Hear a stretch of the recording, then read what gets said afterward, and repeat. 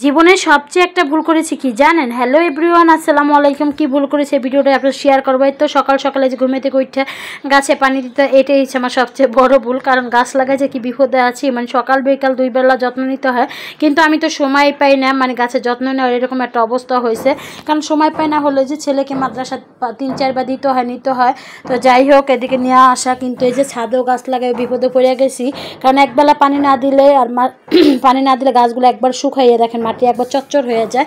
তো যাই হোক, এদিকে অনেক বড় ভুল করে ফেলালাম, যেহেতু ভাড়া বাসা, যে এত বড় একটা রিস্ক নিয়ে ফেলাইছি গাছ লাগানো। তো যাই হোক, শখের তোলা 80 টাকা একটু একটু করে লাগাইছে। আর মশলা দিলে আমার শসা গাছে কলম পানি হইতেছে, মানে সবচেয়ে মনে ভুল জীবনে এটাই করলাম যে গাছ লাগাইয়ে মানে সকাল বিকাল আসতে হয়। কিন্তু এদিকে আবার গাছে পানি টানি দিয়ে ছেলেকে মাদ্রাসা দিয়ে আসলাম 8টা বাজে।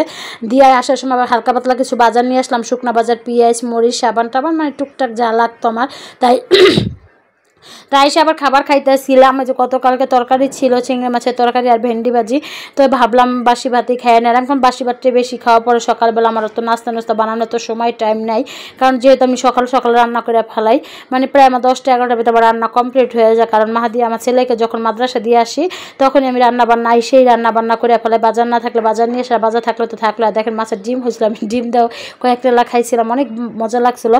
আর এদিকে আমার হাজব্যান্ডে বলছিলাম কচু আনতে, ওদিনকে কচু খাই অনেক মজা পাইছিলাম। কিন্তু আমার হাজব্যান্ড এত বড় একটা কচু নিয়ে আসছে, মানে একটার সবচেয়ে বড় একটা কচু মনে হয় 4-5 দিন খাইলেও কলম এরকম তরকারি আনছে, মানে 4-5 দিন খাইলেও মনে আমার শেষ হবে না, এরকম একটা তরকারি নিয়ে আসছে।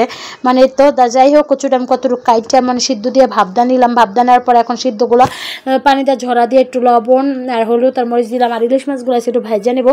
আর এই ছোটো একটা মাছ, এর ভিতরে আবার ডিম হয়েছিল, এই জন্য ভাবলাম একটু ভাইজা নিই। মাছটা কেমন জানি আমার কাছে বেশি সুবিধা লাগে না। আর এই কদিন কোনো মাছ খাইছি, অনেক মজা লাগছিল এই মাছগুলাই, কিন্তু এই ছোটো মাছটা আবার ডিম হয়ে গেছে। তা যাই হোক, মাছগুলো উলট পালট করে নিলাম। এখন মাছগুলো উঠাই নিতেছিলাম। উঠায় নেওয়ার পর কচুগুলো ভাজে নিব। কচুগুলো ভাজে নেওয়ার পর সুন্দর করে একবার একটার পর একটা দিয়ে দিব। ভাজতে ভাজতে পরে 4-5 বার লাগছে আমার কচুগুলো ভাজতে। বড় কড়াইতে দিলে ঠিক আছিল, কিন্তু ফ্রাই প্যানে অনেক টাইম লেগে গেছে। এই ছোটো যেহেতু এটার মুখটা এখন ছোটো দেখা যাইতেছে। তো যাই হোক, কচু রকম আমার ভাজা হয়ে গেছে ফাইনালি। দেখেন এরকম একটা কালার আসছে, মানে কালারটা সুন্দর হয়েছে। আর এদিকে কচু ভাজতে ভাজতে আবার ইউ লাগিয়ে গেছে। আর এদিকে এই চুলা করলা ভাজি বসাই দিলাম, করলা গাইটা নিয়েছিলাম। আর কচু শাকটা হলো আজকে রান্না করবো না, কচু শাকটা হলো আগামীকালকে হলো চিংড়ি মাছ দিয়ে রান্না করবো। যে ভাবলাম একদিনে 2 রকমের একরকমের খাবার আমার কাছে ভালো লাগবে না। তো যাই হোক, এদিকে দেখেন কষাইতে যে পানি এমন দিছি, 1 মগ পানি দিয়ে ফেলাইছি, এটা অনেক টাইম লাগছে আমার কষাইতে লেগে। আর এদিকে করলা ভাজিটা হয়ে গেছে। করলা ভাজিটা হওয়ার পরে সুন্দর করে লাড়াচাড়া দিয়ে নামাই নিব। তো আমার মশলাটা ভালো করে কষানো হয়ে গেছে। কষানো হয়ে যাওয়ার পরে এখন কচুগুলা দিয়ে দেবো। কচুগুলো ভালো করে মশলার সাথে মিক্স করে পরে পানি দিয়ে দেবো। এরকম করে মিক্স করে নিতেছিলাম। মিক্স করার পরে এখন পানিগুলা দিয়ে দেবো। পানিগুলা দিয়ে সুন্দর করে লাড়াচাড়া দিয়ে দেবো। আর এই তো দেখেন আমি আমরা দিয়ে কচু রান্না করতেছি, কারণ হলো আমরা হলো হয়ে গেছে। তো যাই হোক, এখন মাছগুলো দিয়ে দেবো। আমরাটা দিলাম কি টক জাতীয় লেবু আর তেঁতুল দিতে চেয়েছিলাম। তা ভাবলাম আমার হাজব্যান্ড আমরা পছন্দ করে একটা আমরা দিয়ে, যদি চুলকাবার গলা, এই জন্য একটু আমরাও দিয়ে দিলাম। আর এদিকে আমার তরকারিটা কম হয়ে গেছে, এখন একটু ধনিয়া পাতা দিয়ে একবার নামাই নেবো। দেখেন ফাইনালি আমার তরকারির রূপটা কত সুন্দর হয়েছে মাশাআল্লাহ। খেতে যে কি মজা হবে এটা তো সবাই জানেন কম বেশি। তো এই তো দেখেন আমার তরকারির কালারটা মাশাআল্লাহ, খেতে যে কি মজা হবে। তো যাই হোক, এদিকে রান্নাবান্না শেষে আবার একটু বালাচাও ভর্তাও করলাম। তো এই তো আর বিকেলে আবারও গেছি ছাদে। দেখেন ছাদে একটু গাছগাছালি লাগাইতে, একটু শসার বিচি আর করলার বিচি আর বটবটির বিচি লাগাইতে গেছি। দেখি আল্লাহর রহমত করেনি, দেয়নি।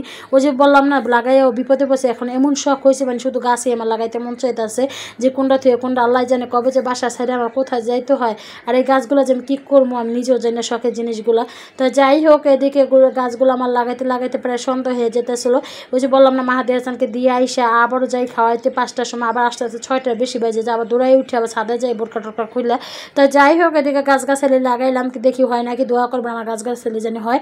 আর আসার সময় যে মাহাদি হাসানকে আসার সময় একটা পিজা নিয়ে আসছিলাম, তা পিজাটা খাইতে আসছিলাম। সবাই ভালো থাকবেন, সুস্থ থাকবেন, আল্লাহ হাফেজ, আসসালামু আলাইকুম।